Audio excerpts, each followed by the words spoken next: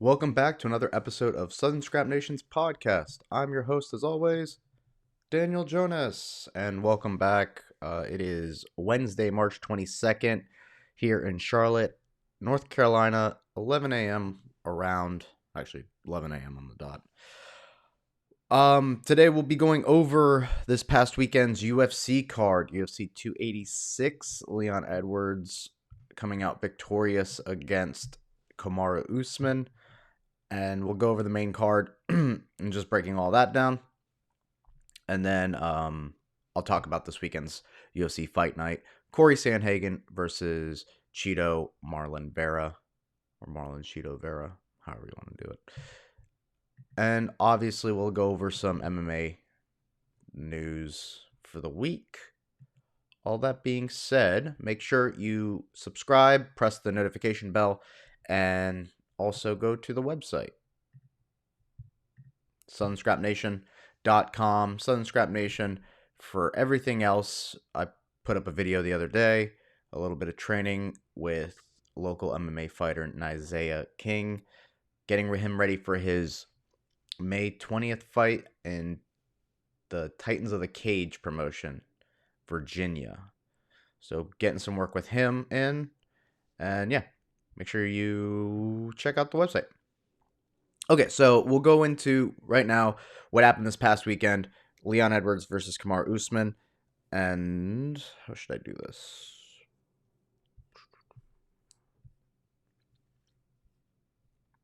I guess I'll talk about the opening fights. So Marvin Vettori versus Roman Dolidze. He takes the decision. A lot of people thought that Roman won the fight. It shows that numbers wise, Marvin did more. Obviously, the judges don't get the numbers, so it's more of a hindsight thing. But I guess they made the right call. Marvin's striking did get better. I will say all that work at Extreme Couture and Thailand, his kicks got better. His striking did get better. Just a tough 3-round fight against kind of the same kind of fighter. I thought Roman was maybe going to take the fight just because of the forward pressure and the quote-unquote dominance, but I guess the damage done to Roman's legs kind of swayed the judges. Jennifer Maia versus Casey O'Neill. Jennifer Maia did a very good job with her head movement. I thought she was going to be the forward-pressing fighter. She let Casey kind of dictate the pressure and the pace, but Jennifer's head movement and lateral movement was like very good. So she kind of played the matador this fight, which is surprising. It's not really her style, but that Shuto box coming in handy. Gunnar Nelson versus Brian Barberena. Gunnar Nelson doing Gunny Nelson things. Single leg, takedown, full mount. And I think he got an armbar. With with 9 seconds to go. My thing is, it's less of a take on how good Gunnar Nelson is good. Don't get me wrong, he is good. But Brian's last loss was a submission by RDA, and RDA kind of got that pretty easily. So Gunnar Nelson's style being what it is, it was kind of a match made in heaven, and less on Gunnar Nelson pulling it out of the fire to do something, and more just Brian Barberena's lack of submission defense. Clearly, it's an issue. It's plagued his 2 last fights. And the way that the way that those positions show themselves on the ground, it's like way too easy. So I think Gunnar obviously needs he was supposed to fight Daniel Rodriguez. I think that fight just needs to be made. Daniel Rodriguez is essentially Brian Barberena, really good hands, but he's also pretty credible in jiu-jitsu. I think he trains at 10th Planet with Eddie Bravo.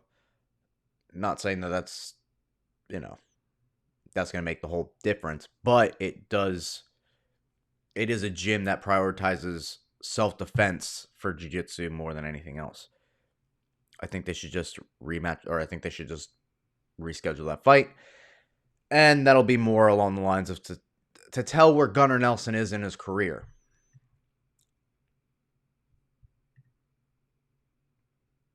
He's 34. And welterweight, not saying that he can't be champ, because obviously Kamaru Usman being 36 himself and just fought for the championship. Gunnar Nelson not having as much, 35, not having as much wear and tear either. Not saying he can't be a welterweight, but the more those years creep on, the more that welterweight championship belt dreams start getting put aside. And then the co-main event, Justin Gaethje versus Rafael Fiziev, surprised me. I thought that Rafael's variety in strikes and his just having the fire and desire to be the champion and on his way up. And Justin said after this fight that he's looking for one more title run, which makes sense. I mean, you just beat Fiziev, and then now, even we'll get into the news, but obviously you can see in the morning report, maybe it says Dustin Poirier is looking at a rematch against Justin Gaethje. It's something that makes him nervous, and it's like that's probably the next match that would make sense. And that way Justin could work his way back into a title fight. Oh, sorry, guys. My neck is killing me.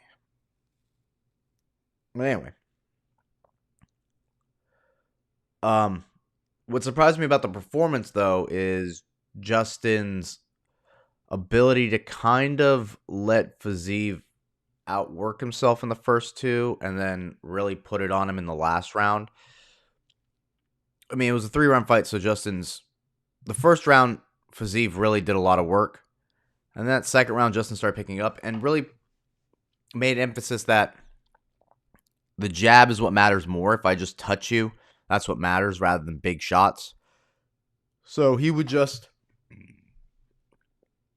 catch Fiziev with his jab, and then eventually the uppercut started landing, and all these little things started landing. I think Trevor Whitman in his corner said, like, let him, man, I forget what he said, but it was like not, don't do so much, which is kind of the same advice he gave Tony during the Tony Ferguson fight, is like, take your steam off the shots. And that's essentially, I think, what he was saying to Justin was like, don't throw so hard, but also don't look for the knockout shot, right? Just kind of play your game. And then eventually, like, the damage just took over. He really busted out of Fiziev's face. And I think the biggest surprise to me is just the size difference. Justin's usually a smaller fighter when he steps into 155 fights, when you look at everyone that he usually fights. I mean, Michael Johnson, but he was about the same size. But even then, Michael Johnson went down to 145. And that's maybe could be the next move for Fiziev. Fiziev was not that big in that fight. I think that also makes a difference when you're going jab for jab and the guy has a bigger frame and a guy who focuses a lot on that. Just like, the damage is going to be heavily favored in the side of the guy with the bigger structure. That's what surprised me the most, is just the size difference. I didn't realize Justin was like a, I guess what surprised me more is, I'm surprised Fiziev isn't a 155er. I could see him more down at 145. All right. But for Justin, yeah, the Dustin fight makes sense. Poirier again, possibly. Maybe, who else? I guess a Charles Oliveira rematch. Something that will get him to go forward in the division. I think Dariush is booked up. No, Dariush and Charles Oliveira. So, never mind. Dustin. I guess you could do that again. He needs like a surefire fight that's going to get him the title fight without fighting like an up-and-comer like Saryukin or something like that. He just needs to fight someone that's top 5, but not. He just fought the up-and-coming guy, so maybe fight for a payday. If Conor beats Michael Chandler, maybe Conor. Anyway, so in the main event, you got Leon Edwards versus Kamaru Usman. My takeaway from this fight is this. This is what I think the second fight was supposed to be. I think the elevation really did mess with Leon Edwards. I think it messed with a lot of fighters on that card. People gassed who normally don't gas, and yada, yada, yada. And Kamaru Usman obviously trains at elevation, so. But now that it's at Leon's home, and even on this performance, I don't think Leon even did as best as he could. I don't know what it is, but he's frustrating. He doesn't. It's like Darren Till. He doesn't get the shots off. Like, more volume. Touch him more. He proved that you could defend the takedown, so now let your hands go a little bit more. I mean, you got Spider-Man and you got Arya from Game of Thrones out from their mansions into the O2 Arena to sit there and watch you fight. Throw more head kicks.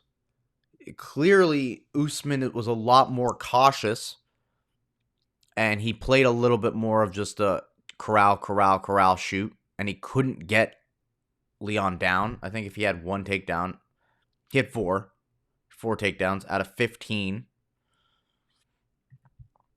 Leon outstruck him, but there was more opportunities for Leon, and he just didn't take them. Now, even in the last round, Trevor Whitman said to Usman, just run forward on him. And I'm not saying that running forward is the right idea. You do have to technically beat him striking. He's not going to just let you run into him anymore. But that's part of the reason why Nate Diaz caught him in that 5th round, is Leon plays it safe, and a guy who's technically sound in boxing took advantage of that moment where you're trying to play it safe. And so as far as the next fight goes for Leon, a lot of the talk is Colby. I don't think he's really done enough. In this past 2 years, he hasn't done anything. Numbers-wise, if you're the UFC, you want Colby, so that way you can put another big welterweight card on. And then stylistically, I think Colby is a worse matchup than Kamaru Usman for Leon, because the pressure is going to cause him a lot of trouble. And Usman is like Merab. He's going to just throw punches. He's not going to walk forward. He's going to make you respect his hands. And then he's going to shoot. And then if you defend it, he's going to go back to punching. And then he's going to shoot like Merab. And I think that's going to cause Leon Edwards a lot more problems than Usman waiting for a big bomb, shoot, defend, big bomb, shoot. Like, that's a little bit easier to work around. Because you can, every time he's plants to throw, you just move, and then you kind of reset the pace again. But with Colby, you can't really reset. You're going to have to throw punches and get him off of you, and not fight in a I'm going to defend takedown way. You have to put the pressure on Colby, force him to shoot off the back foot, defend the takedowns, make him pay for it, and keep the pressure on him. And I don't think Leon's style / mental is going to allow him to do that. Unless he finds himself throwing shots at Colby and he can't take them. And then that boosts Leon's confidence. But more often than not, what's going to happen in like all these Colby fights is just from bell to bell, nonstop pressure. And unless you have pressure to match, he typically breaks people down. But we'll see if we even get that fight. They tried to push it, but Leon's like, no. But what are your other options if you're Leon? Shavkat Rakhmonov? I'd take my chances with Colby. I guess the winner of Burns versus Masvidal, if you're trying to get that fight. Like, if I'm Leon, I guess that's what I'm waiting for. I'm waiting for whoever wins the Burns versus Masvidal fight. I take winner.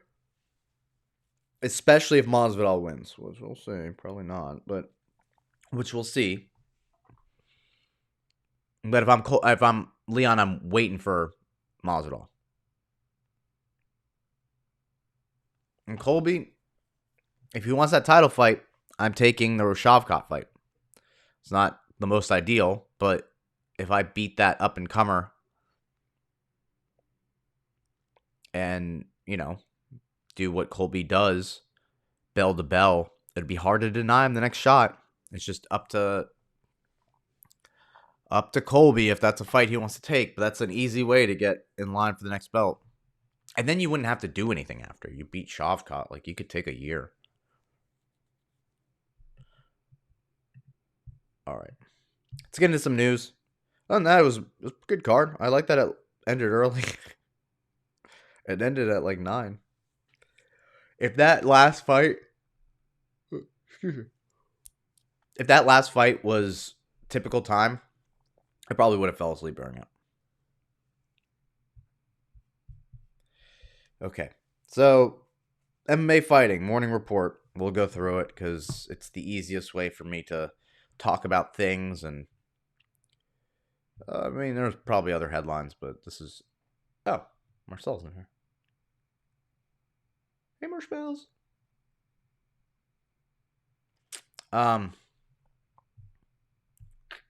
It ended in the 4th round, right? Gaethje's two fights up against Michael Chandler and Rafael Fiziev. Poirier's last fight was Charles? Yeah, it was Charles Oliveira. So, I think. I'm pretty sure.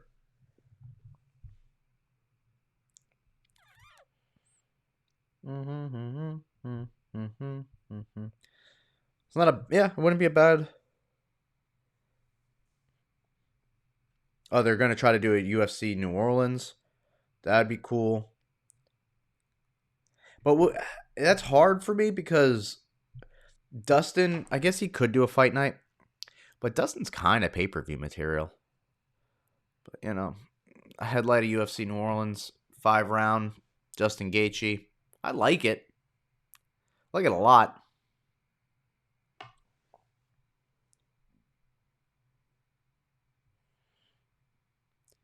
Matt Brown argues Leon Edwards should accept Colby Covington as a little bit of a blessing because it's a more winnable fight. Compared to who?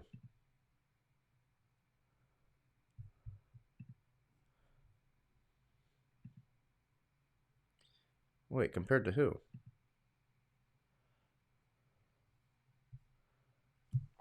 Brown explains... I think Bilal... Okay. Yeah. For sure. The tougher matchups, Shavkat, maybe Bilal. I mean, he was beating Bilal pretty bad before the eye poke, so I don't really think the Bilal fight's the issue. I think it's more the Shavkat fight. But yeah. I would take the Bilal fight over anything. Which, actually, that's not a bad idea. No, isn't he matched up with Michael Chiesa? But the Bilal fight's not a bad idea. You rerun that fight. You were kind of winning it before that eye poke stuff happened. And that'd be your first defense. It's pretty easy defense.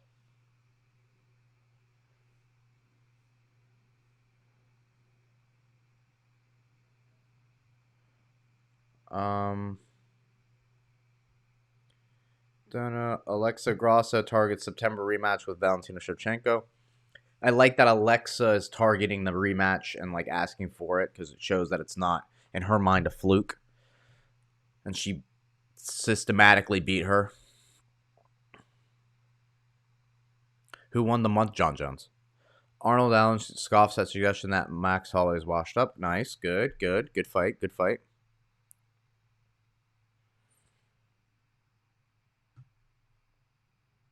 Trouble. Kyler Phillips, Darius Flowers get temporary bans from NAC after positive drug test for ostracine. Damn. I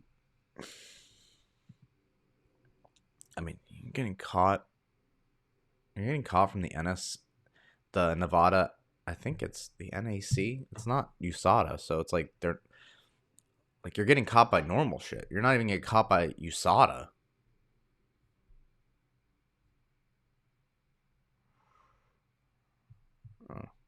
Good for him, Max Wilson. You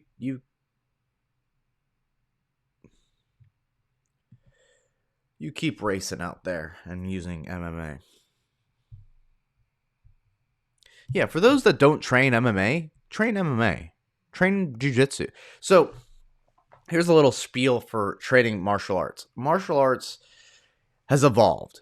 If you go to a martial arts studio now, a traditional one, if they're still around, obviously not my cup of tea.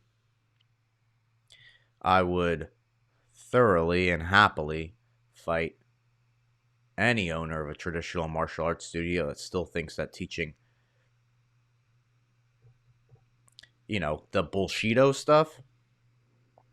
I'll happily fight you for pig slips of your gym. That's not what I'm talking about. I'm talking about if you find a gym that's got like mixed martial arts and it says jiu-jitsu, boxing, Muay Thai, like go to any of those gyms for a workout. The reason why I say that is the regular gym seems intimidating in the sense that there's a bunch of weights and you kind of just go and you're held to your own responsibility of like what workout you're going to do. You have to find a spotter, all these different things if you're looking to improve.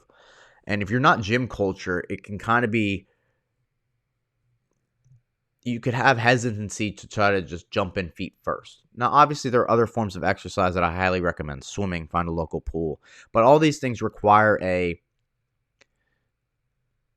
your own workout. Like you have to self-manage yourself. And I know a lot of people rather just throw up responsibility to someone else to coach them. And that's why the places like 9 Rounds and Orange Theory and Soul Side, whatever, like all those are very popular, Barry's Boot Camp, because they allow someone else to take charge, a personal trainer.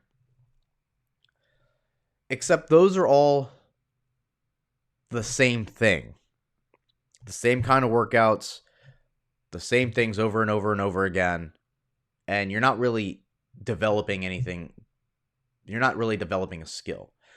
At least if you go to a gym and you do it by yourself and you make progression by yourself, there's a bigger sense of accomplishment rather than going to a gym and letting a personal trainer just kind of hold the weights for you. Not saying that they do that, but you won't see progress as heavily if you self-monitor because you'll have more investment if you go to a gym by yourself and do the weights by yourself and manage your nutrition, all that by yourself. No one's taking care of it for you. So you're going to be a little bit more hyper-focused on how to get better and yada, yada, yada. Not my expertise. I've just weightlifted in high school a bit with some friends and yada, yada, yada. And obviously in college and so on. But I never got heavily into it because I took the other route of I went to a mixed martial arts gym and doing classes and teaching myself and having people teach me. And there's a lot more sense of accomplishment that you get from developing skills like that.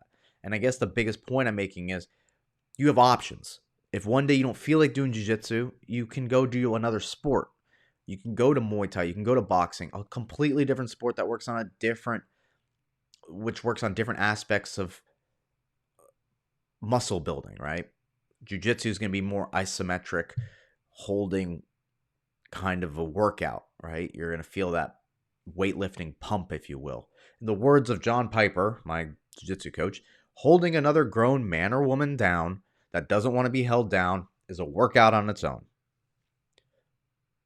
That's like weightlifting. And then if you go do boxing or Muay Thai, it's going to be a little bit more of an aerobic exercise. You're going to be all light on your toes, high reps, low weight kind of workout.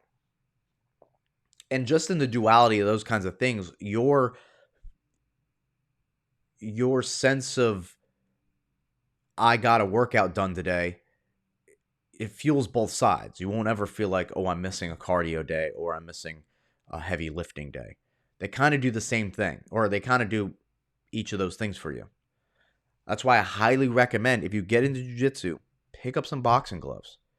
No one's going to ever criticize you or talk shit if you do one or the other. If you do both, there's way more respect in that, especially if you spend the time to get good at each of those arts individually so you can compete in each of those any day of the week.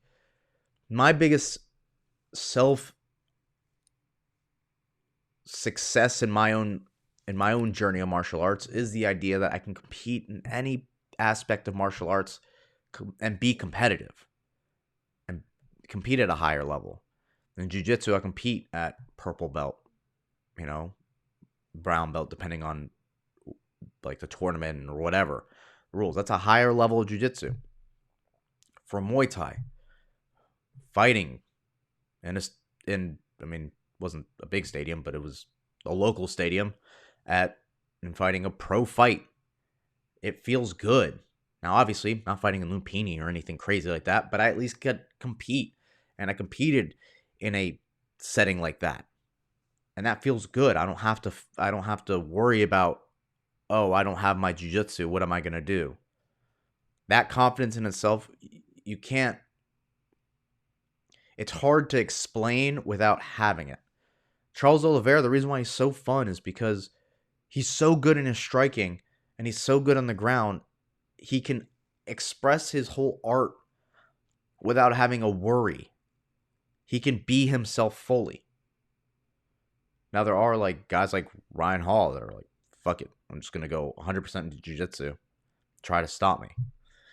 You know, something to be said about that. If you can clean up fundamentally. I mean, he got to the UFC, so clearly it works. But I think it's because he embraced who he was and he expressed his art his way, and that's why he found the success. But if Ryan Hall didn't express his art and he was like, oh, how am I going to get to jiu-jitsu?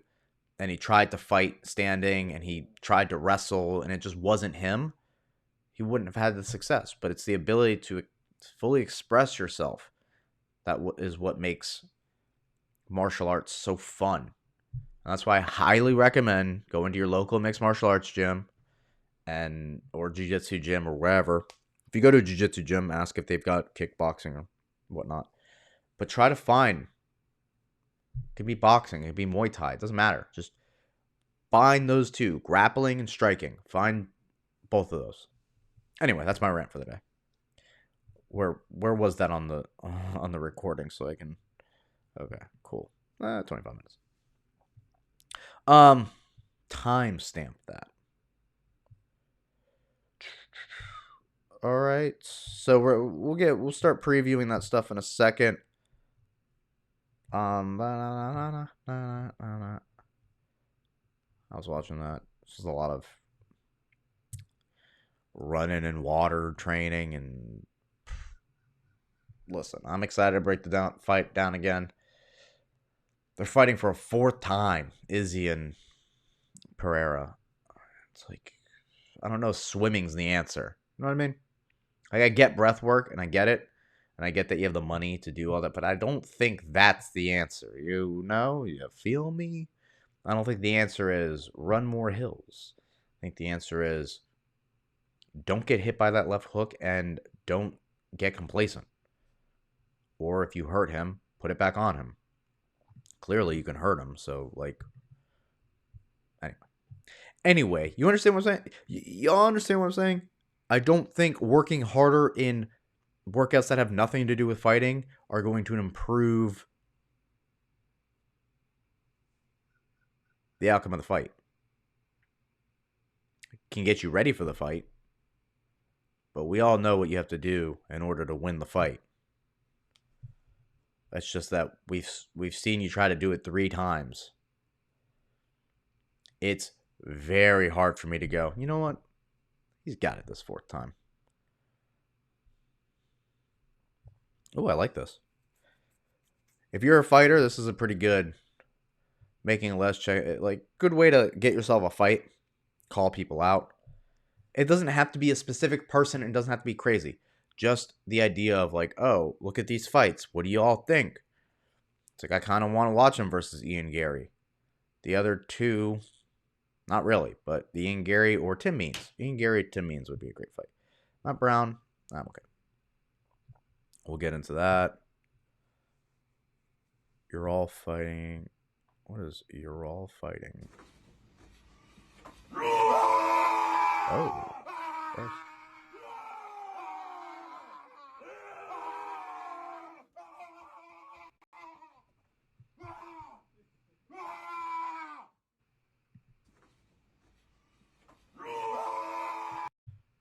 Oh, okay. That was weird. Knocked him out. dog. All you filthy animals suck. A few minutes later. But then you want to go back behind the stage and cheerlead for a racist. So he associates with racism and Bilal Muhammad. I mean, Colby versus Bilal is not a bad fight. I'm pretty sure Bilal's already set to fight, though. All right? I'm pretty sure he's set to fight somebody.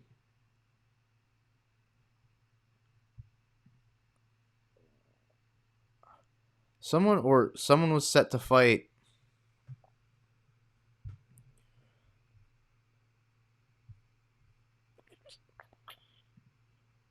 Yeah, I don't know.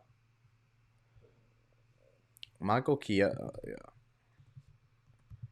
Michael Key. Yes, next fight. Oh, Li Jingliang. Okay, never mind. Okay. Bilal Muhammad, Colby Covington, make it happen. That's what I would have to say. That's too much.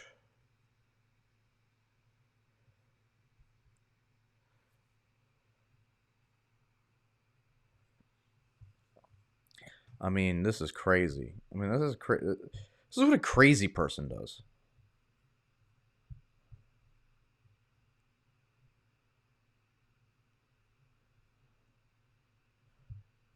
The number of tweets is like ridiculous. Get off your phone. Go train.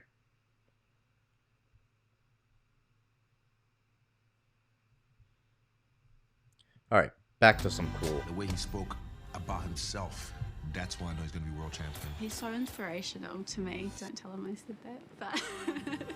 There's no quit in that man. What's up, Kai? You are in the UFC, brother. Being the best version at home. Comes on third. Oh. The best husband, the best Wait, father, is this a documentary or is athlete, this like the a reality show? Kai Cutter France. There's pressure on me, but this is just the beginning. Streaming now. Huh. Man, I wish America did more TV shows for MMA fighters. All right. Who should Poirier face? We're going to do it. Yeah. Yeah, look at that. All right. What else we got in the news? For those that don't see, Justin Gaethje too. It was a who should Justin fight, and there's like 15 answers. Islam, Charles versus Islam, loser, or Charles versus Beneil, loser or winner. Fiziev, Mateus Gamrot, Connor, Colby, and Justin's number one leading with like 51% of the votes. Because MMA fighting, make a more like head-to-head style. Like, should have just been two answers. Justin or I don't know, someone better. Yeah, Ngannou, injury prevented Usman from training properly. Start lining up the excuses now. Injury? You mean like the injury that he had and he spoke about on Joe Rogan like 5 years ago? He's not been able to walk up and down stairs. I mean, what injury? He was a champ with injuries.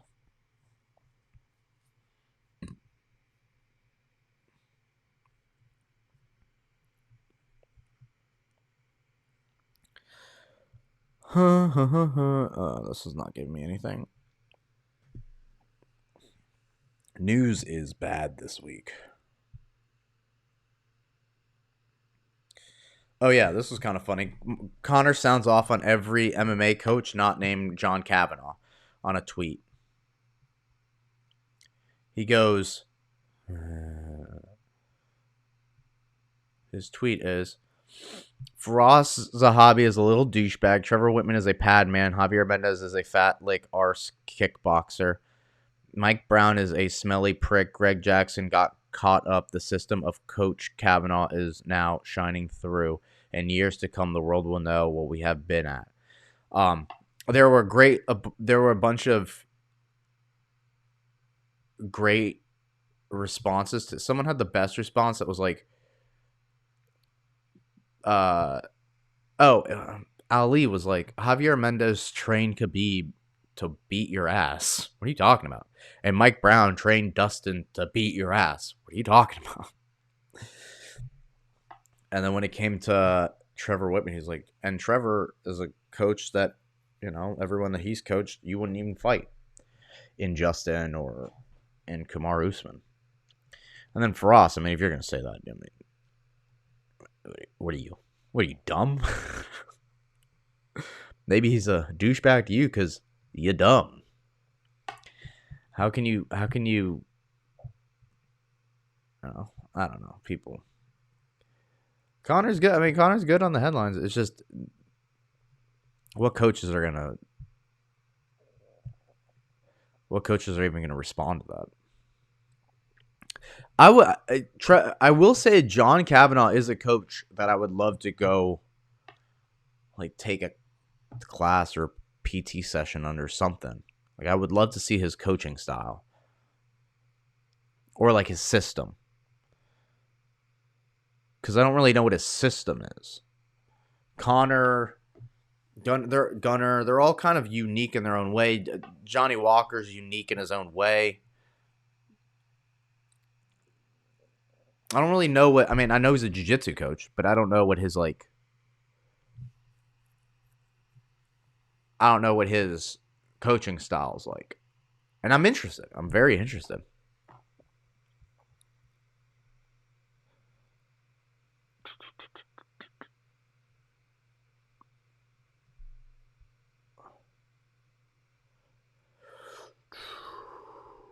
Bryce Mitchell claims Islam versus Alexander Volkanovski was rigged as fuck. I would suggest rewatching it.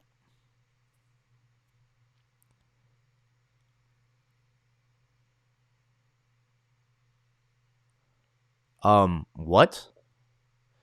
The fight was rigged as fuck, dude, Mitchell said at Fanatics Views James Lynch about Makhachev versus Volkanovski.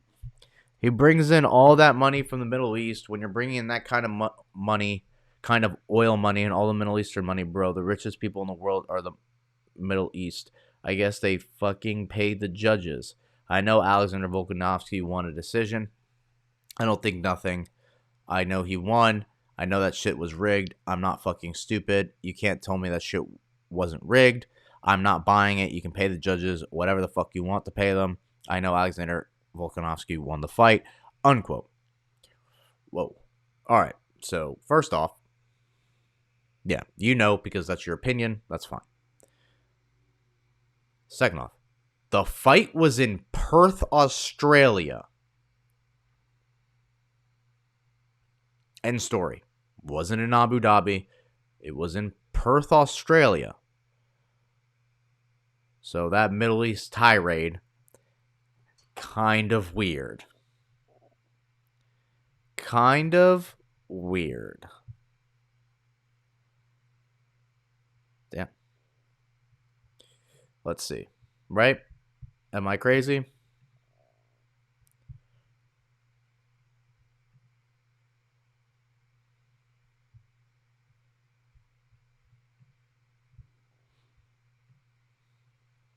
Yep. Perth, Australia. Just wanted to make sure. Ooh. All right. So, let me... 40 minutes. Okay. Here's my breakdown for this weekend's UFC on ESPN Vera versus Sandhagen card. I'll be going through the main card, talking about the fighters on here, giving my picks and predictions. Let me just go through the prelims and let you know if there's any things that stand out for me as far as fights go. Trevin Giles is always fun to watch. Preston Parsons, I think. What was his last fight? Don't remember that fight. That should be a good fight. I'm pretty sure this is... I don't know if this is his first fight at 170.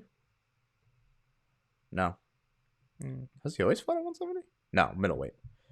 Okay. So, Trevin Giles, fun to watch. I'm pretty sure Oh, that's cool. This is the second Sandhagen card he's fought on. They might be teammates. Out of the prelims, that's Daniel Pineda's fun too, but Trevin Giles versus Preston Parsons. Check that fight out. All right, so main card fight. Starting at the bottom, Chidi Njokuani versus Albert Duraev. I'm a huge Chidi fan. I love his style of Muay Thai. Even though his last fight against RoboCop, he got TKO'd. If there's anything that shows, is like if you can survive the onslaught of Chidi and then put the pressure on him, you could definitely win. But the same age, and then Albert, yeah, if Joaquin Buckley knocked him out, I think this is just another. I think this is if Joaquin could find the knockout shot, Chidi can definitely find the knockout shot. You just can't let Albert big man you and just out durability you. You know, you got to finish. Chidi's got to finish, otherwise Albert's path to victory is dodge those shots, get on the inside, and ground and pound. This is a great fight. Alex Perez versus Manel Camp. We haven't seen Alex Perez in a while. Yeah, since 2022, and that was a very quick submission that Alexander Pantoja got on him. So he hasn't had a very strong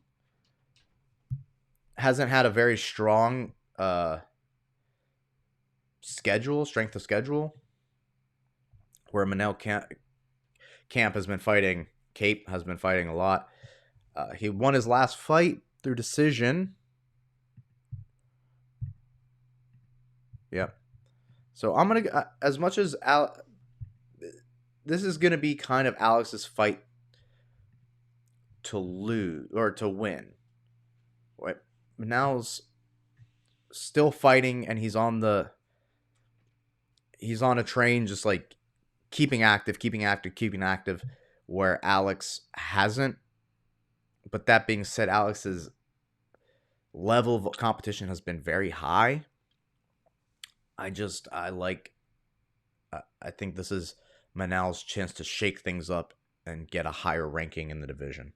And Alex, it's imperative for him to win this and keep his stance in the division. And if he wins one more after this, he could easily fight for the title. Andrea Lee versus Macy Barber. Unless Macy Barber has improved her striking, Angela Lee is going to be a tough cookie. The age is probably the only thing that I would say would keep her. Maybe the size. Flyweight.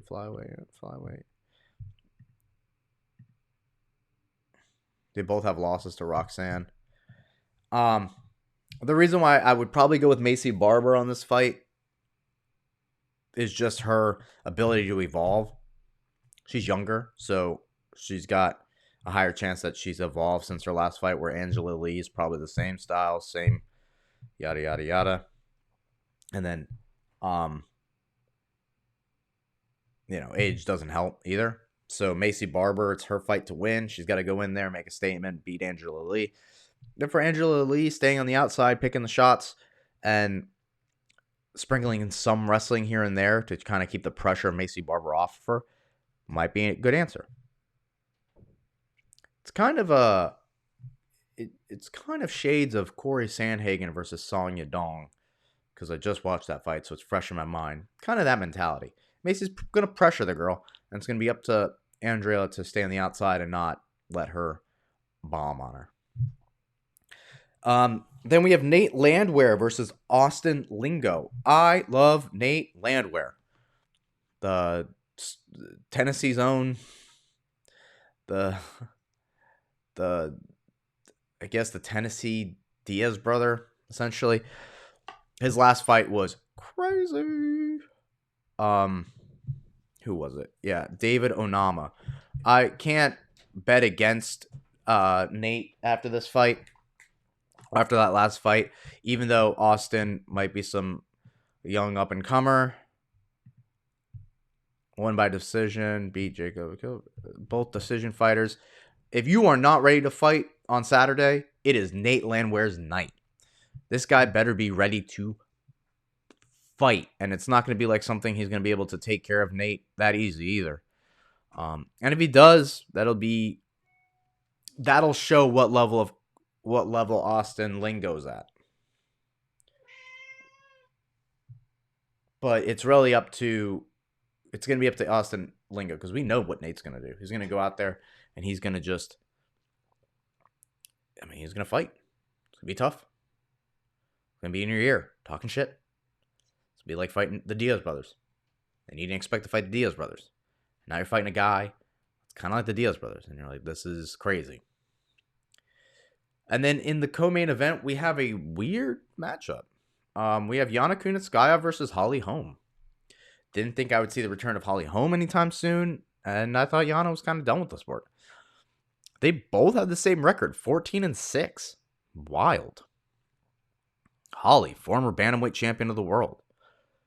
They might have trained together, honestly. I know Yana is with Thiago Santos in Florida now, but I'm pretty sure they might have trained together. Hold on one second.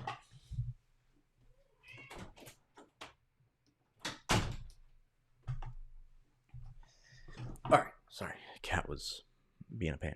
Okay, so Holly versus Yana, 41-33, probably the time for Yana to win the fight.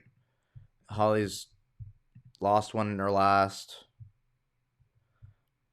and the only improvements Holly's made is her wrestling ability in her older age in fighting. But I think that just plays into Yana Kunitskaya's game. If I'm Holly, I'm just trying to box her. Fuck it. Clearly she lost and got knocked out by Irina Aldana. She's got problems with her hands. I mean, you watched the Cyborg fight. So if I'm Holly, I'm embracing putting the shoes back on and boxing solely. And then Yana, I don't know, just not. It's gonna be hard. It's gonna be hard to peg her down. You're gonna hope as Yana that Father Time has caught up to Holly Holm and she's slower. But that's a weird co-main event. Okay. So to the main event, the important Marlon Vera versus Cory Sandhagen. So I like this fight a lot, but stylistically, it doesn't seem too hard to peg. They're both the antithesis of each other. Marlon Vera, striker with jiu-jitsu, has some like wrestling that he uses to mix things up with his pressure. But he sets shots up and he causes more damage than he does volume. He's a slow starter, but uses his kicks heavily, switches stances. But it's all a lot more methodical and slowed down. Cory is the same thing, just at a higher pace, at a higher rip. He's constantly changing stances. He's touching you he's like hitting you with leg kick, then body punch, then head kick, then, and he's constantly changing levels. He's attacking different targets. And what we've seen in his last fight against Song Yadong is if you pressure him, he will change levels to interrupt your forward pressure and then allow him to reset. And then from the TJ Dillashaw fight, that what he took is that he can dominate a position against the cage and win rounds that way.